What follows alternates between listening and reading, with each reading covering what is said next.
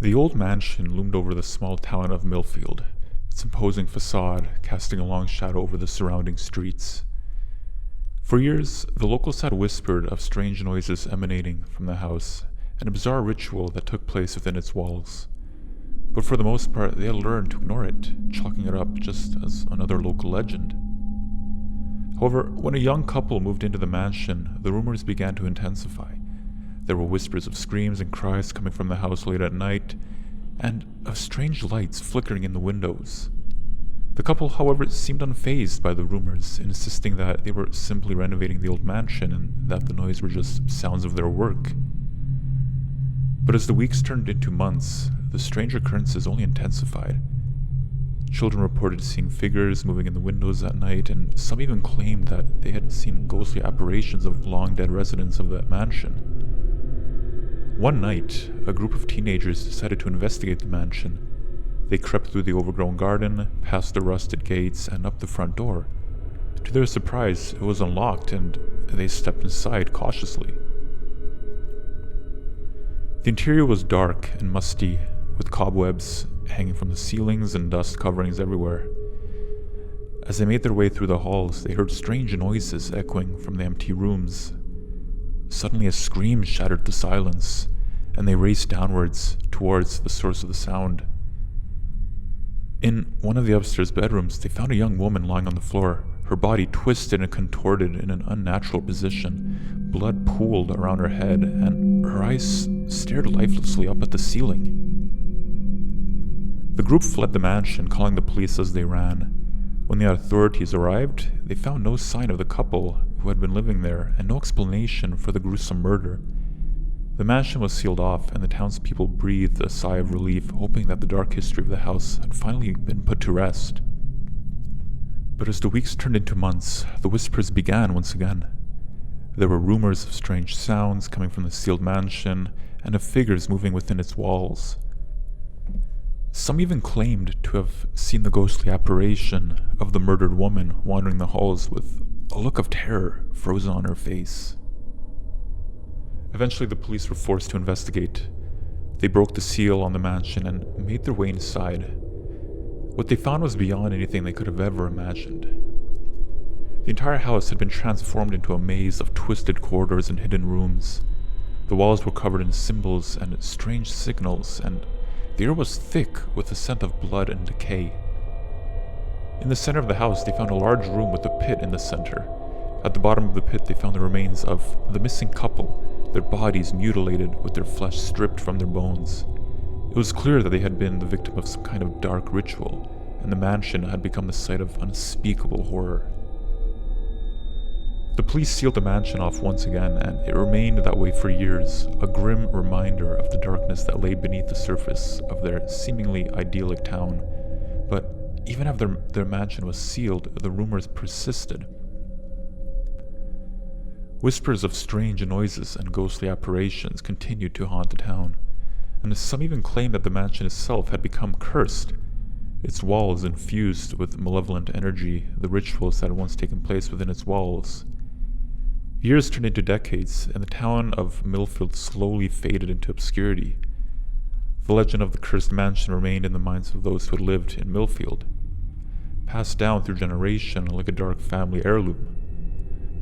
Over time, the details of the legend became muddled and distorted, but the core of the story remained the same. The mansion was haunted by the spirits of the dead, and those who dared to enter its walls risked never returning. Despite the warnings, however, there were always those who were drawn to the mansion's dark allure.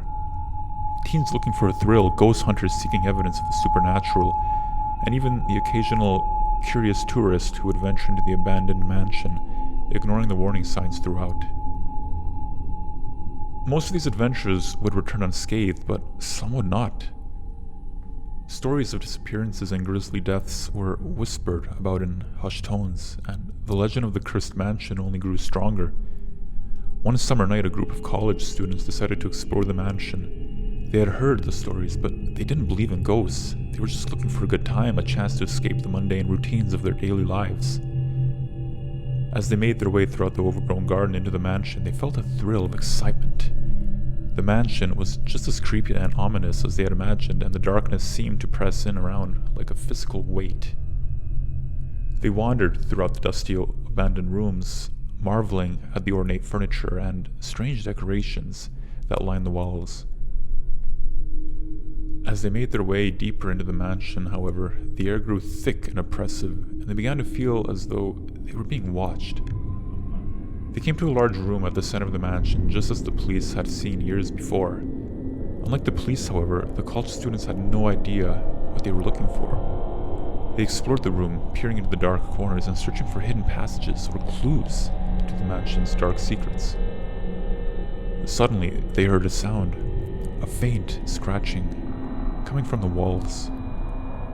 They froze, listening attentively, and as the scratching grew louder, they realized that it was just a sound. Wait, it's not a sound, but a voice. At first, the voice was barely audible, just a low whisper that seemed to be coming from all around them, but as it grew louder, the college students could make out words. Get out. Get out before it's too late. They were frozen with fear, unsure what to do. They had heard the stories, but they had never believed in them. Now, faced with the reality of the mansion's dark power, they realized that they had made a terrible mistake. Suddenly, one of the students screamed. A figure had appeared in the darkness, a shapeless mass of darkness that seemed to be moving towards them. They tried to run, but the darkness enveloped them, pulling them deeper and deeper into its embrace. The darkness was alive, pulsing and writhing through the living creature. It pulled them deeper into the mansion, into the room that had not been seen before. The room was small and cramped, with strange symbols etched into the walls. As the darkness pulled them closer, the symbols on the walls began to glow, casting an eerie light on the terrified students. They realized it's too late, and they were caught in the middle of a dark ritual, a sacrifice to whatever malevolent force had taken hold of the mansion. Their screams echoed throughout the abandoned halls of the mansion, but no one heard them. The town of Millfield had long since moved on, forgetting about the mansion and the horrors that lay within. For the students, there was no escape. They were trapped, forever doomed to be part of the cursed legend that haunted the town. The disappearance of the college students did not go unnoticed, however. When they failed to return to campus, their families and friends grew worried, and search parties were organized. As the search party combed the town and surrounding areas, they could feel a sense of foreboding. They knew the stories of the cursed mansion, and they feared the worst. Their fears were confirmed, though, when they stumbled upon the abandoned mansion, and the symbols etched into the walls of the small room where the students had been sacrificed were glowing.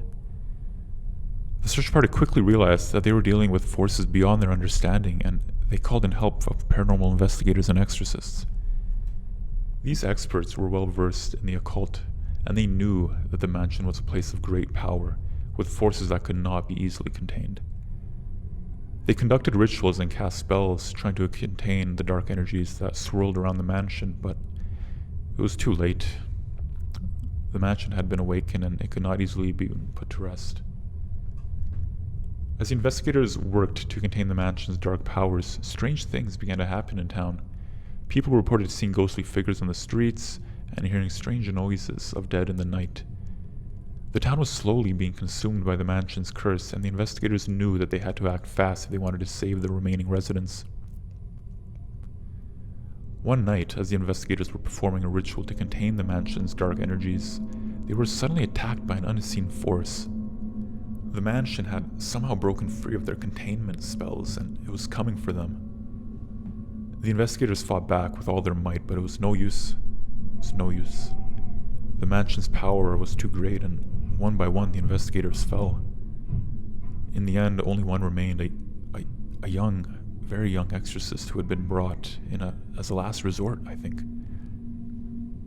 She stood alone in the center of the mansion, surrounded by the darkness that seemed to be closing in around her, but she refused to give up. She knew that she was the last line of defense against the mansion's curse, and she was determined to stop it. With all of her strength, she cast the final spell, calling upon the powers of light to banish the darkness that had taken hold of the mansion. For a moment, it seemed as though her spell had worked as the darkness began to recede, but Then something changed.